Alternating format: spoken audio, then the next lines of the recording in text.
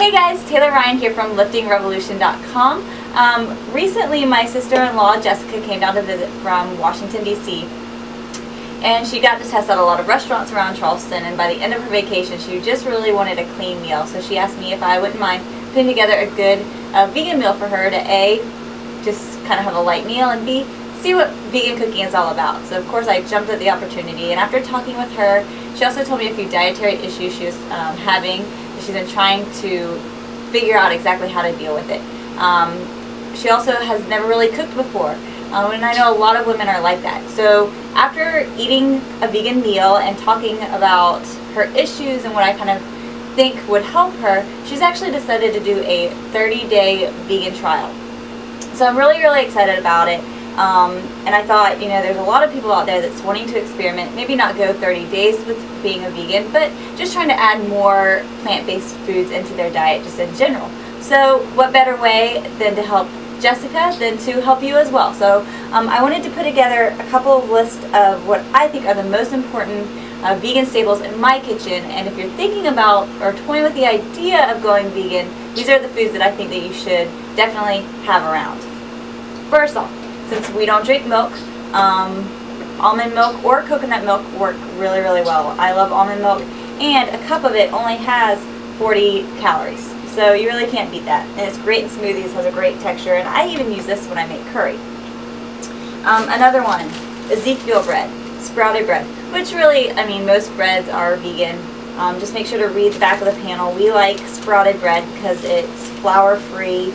It truly is just from sprouts, and it has a great taste. My husband says it's the best ever bread he's ever had toasted. So give it a shot. Let's see, temp we use a lot. This is a great meat substitute when you're making a little bit more of a heartier dish, or if I'm making vegan meatballs, I use this and grind it up. It kind of looks like a block, but the whole idea of it is that it's basically different types of grains all packed in together, and it takes on the flavor kind of like tofu, where you can give it any flavor, but unlike tofu, it's not spongy. It's definitely more of a meaty texture, kind of like a mushroom. That helps out. So this is from Trader Joe's. It's like $1.50 for this entire thing. Let's see, a couple others. Oats. You know that I love oats. I have some great recipes over at Lifting Revolution. These particular oats, again, are from Trader Joe's. They are whole grain and gluten-free, wheat-free, and dairy-free. Now, you can pick up any type of oats that you want. I just really like these. They're very creamy in the morning. You can do so much with them. You can even, you know, oats aren't made just for breakfast. You can use them just as you would rice or pasta even. Let's see. Beans is the next thing we're going to hit about. Okay, so a lot of times people are under the impression that vegans eat nothing but fruits and vegetables all day long. And I would love to do that, but that's not going to be a balanced diet. In order to have a complete balanced diet and get all the protein that you need to make sure that you're changing up your sources. There's very few plant-based sources that are actually a complete protein that has everything in it that you need. Soybeans are one of them, and quinoa is the other one. So if you're eating a grain, also make sure that you have a legume or a bean with it, and make sure that you're adding that into your daily diet. Garbanzo beans are so easy because you can open this can, drain them, rinse them, toss them on a salad, and you're good to go. You can also roast them in the oven, and you've basically got peanuts.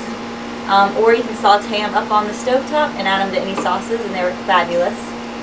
Black-eyed peas I like a lot too because I can mush them up, and they're great consistency for making like bean burgers or even vegetarian or vegan meatballs. I use black-eyed peas. And I'm from the South. We love black-eyed peas. Let's see. Another great one. Mung bean fettuccine. You probably have never heard of this before. This is Dan and I's new favorite thing. We are addicted to this stuff. Basically, ingredients: organic green mung beans and water. That's it. And the great thing about it is that one serving has 20 grams of protein.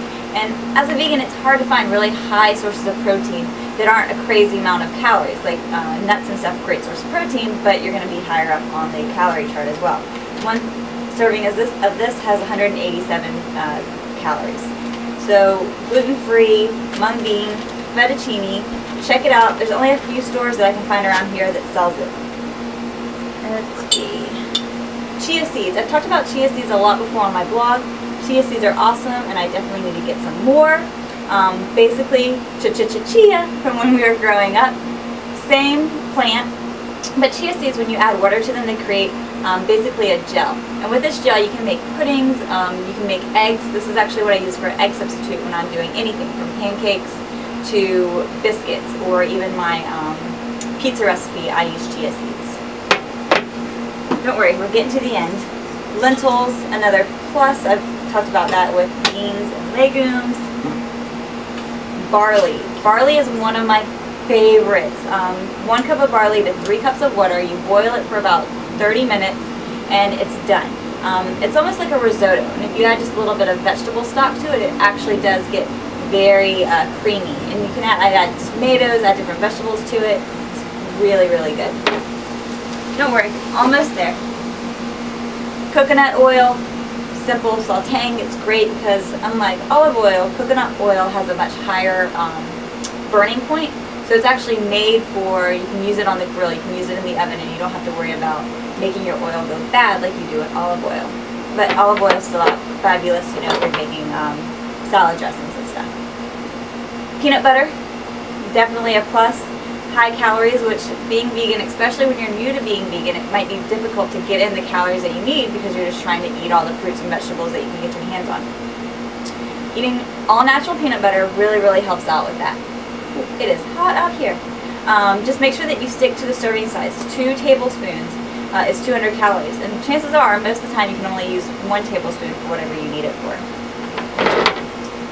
And of course, you can't talk about being vegan or vegetarian without talking about our nuts. These are raw almonds.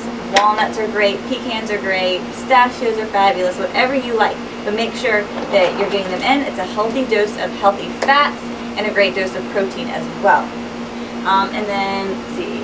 Oh, before I talk about that, one of the other things that is a must is to expand on your herb collection and your spices. Cumin, basil, rosemary, oregano, what else? Curry powder. These are really big staples in a vegan diet because you're wanting to make things as flavorful as you possibly can. So I definitely recommend heading over to a world market perhaps and just stocking up. That's exactly what I did. But go anywhere and play around with different flavors. You might be surprised to learn that you like something you didn't know that you liked before. And then last, a lot of people use maple syrup as sweeteners when they're vegan. I still use honey. So I'd love to hear what you think. Do you think that vegan is acceptable for, or honey is acceptable for a vegan or not? Some people say it is not because it comes from a bee. I still incorporate it into my diet because it's an all-natural sweetener and the bees are not getting harmed. And we also buy wild honey. But I'd love to hear your opinion. Do you think that that's acceptable, or should I be tossing this out of my house? So those are the staples of my vegan kitchen. I could go on and on, but I'm not going to because these few things are what I really think that you should start off with. Love to hear your comments, and check me out on my blog, liftingrevolution.com.